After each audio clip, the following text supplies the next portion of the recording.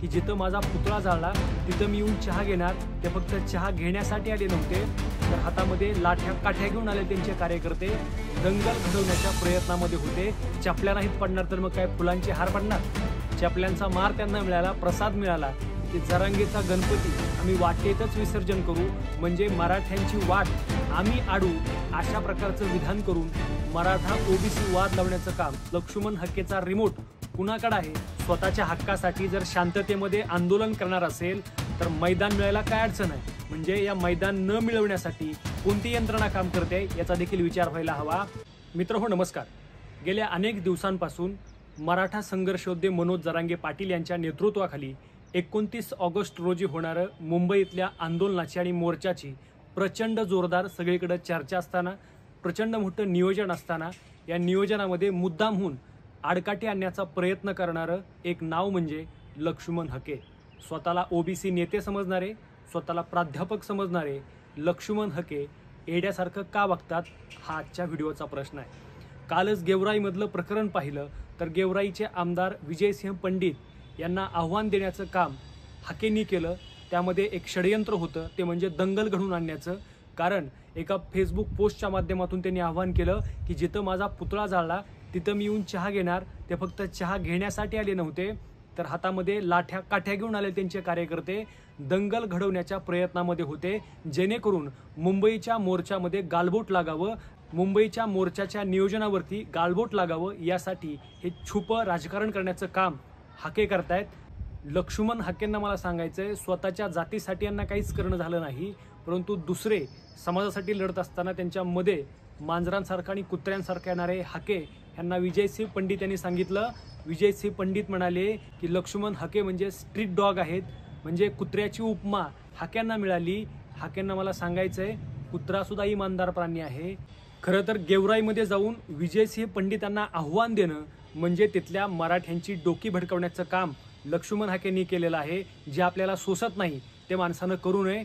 लक्ष्मण हके गेवराईमध्ये गेले आणि गेवराईमध्ये गेल्यानंतर त्यांचे कार्यकर्ते लाठ्या काठ्या घेऊन त्या गाड्याच्या बोनेटवरती उभा राहिले, पोलीस तिथं उपस्थित आहेत। मराठ्यांच्या घोषणा गेल्या असतील, आव्हानाला प्रत्याव्हान दिलं जात असतं, परंतु लक्ष्मण हकेंनी गाडीच्या वरती येऊन दंड थापटणं अशा प्रकारचं केविलवानं प्रयत्न केले। मग चपल्या नाहीत पडणार तर मग काय फुलांचे हार पडणार?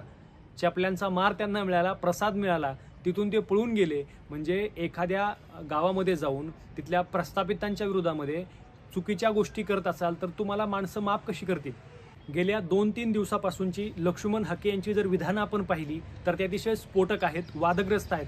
खरं तर त्यांची विधानं पाहता मुंबईला मराठे कसे येतात ते बघतो। मुंबई काय ह्यांच्या बापाची आहे काय? याच्या पुढं जाऊन ते असं म्हणाले होते की जरांगेचा गणपती आम्ही वाटेतच विसर्जन करू, म्हणजे मराठ्यांची वाट आम्ही आडू, अशा प्रकारचं विधान करून मराठा ओबीसी वाद लावण्याचं काम लक्ष्मण हके करत आहेत। लक्ष्मण हकेचा रिमोट कुणाकडे आहे हे सांगण्याची गरज नाही।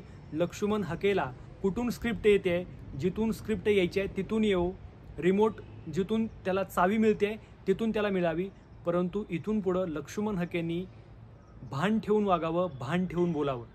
खरं तर मराठ्यांच्या हक्काच्या लढाईमध्ये आडकाठी आणणारे लक्ष्मण हके असतील, नवनाथ वाघमारे असतील किंवा अन्यत्र ही मंडळी असतील, ह्या मंडळीचा उद्देश एकच आहे की मराठ्यांना मुंबईत येण्यापासून थांबवायचं, त्यांना कशाही प्रकारे हुसकवायचं, आणि हे हुसकावणं म्हणजे मला वाटतं मराठ्यांच्या जखमेवर मीठ चोळण्याचं काम ही मंडळी करत आहेत।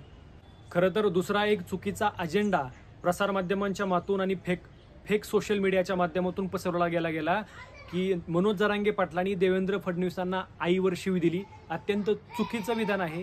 जरांगे पाटलांनी देखील बाईटमध्ये सांगितलं की मी आईवर शिवी दिलेली नाही, कारण मनोज जरांगे पाटील स्त्रियांची इज्जत करणारं नेतृत्व आहे।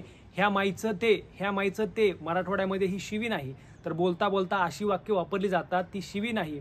जरांगे पाटील पुढं प्रसारमाध्यमांच्या माध्यमातून पत्रकारांना म्हणाले, मी कुठलीही आईवर शिवी दिलेली नाही आणि चुकून दिली असेल तर मी जाहीर माफी मागतो। म्हणजे इतक्या निर्मळ मनाचा नेता महाराष्ट्राला लाभला आहे। मला देवेंद्र फडणवीसांना विनंती करायची आहे, मनोज जरांगे पाटील हे निस्वार्थी व्यक्तिमत्व आहे। मराठ्यांना न्याय देण्याची ताकद तुमच्यामध्ये आहे, फक्त तुम्ही 2 पावलं पुढे या, निश्चितपणानं एक नवा इतिहास घडल्याशिवाय राहणार नाही। महाराष्ट्रातल्या मराठ्यांना तुम्ही कितीही अडवायचा प्रयत्न करा, नडायचा प्रयत्न करा, परंतु मराठा हा अडणारा नाही, नडणार आहे. आणि इथून काळामध्ये लक्षात ठेवा, आज जे तुम्ही आम्हाला विरोध करताय, तुम्हाला महाराष्ट्रामध्ये तुमची लायकी दाखवून दिल्याशिवाय मराठा स्वस्थ बसणार नाही. तुझ्या हातामध्ये पूर्वजांची राख मराठा, दिल्लीच्याही तख्ताला तुझा धाक मराठा. सांग फोडूनी डरकाली जगाला, तू एक नव्हे तू एक मराठा, तू लाख मराठा. ह्या ओळी तंतोतंत मराठ्यांना आज उपयोगी पडतायत.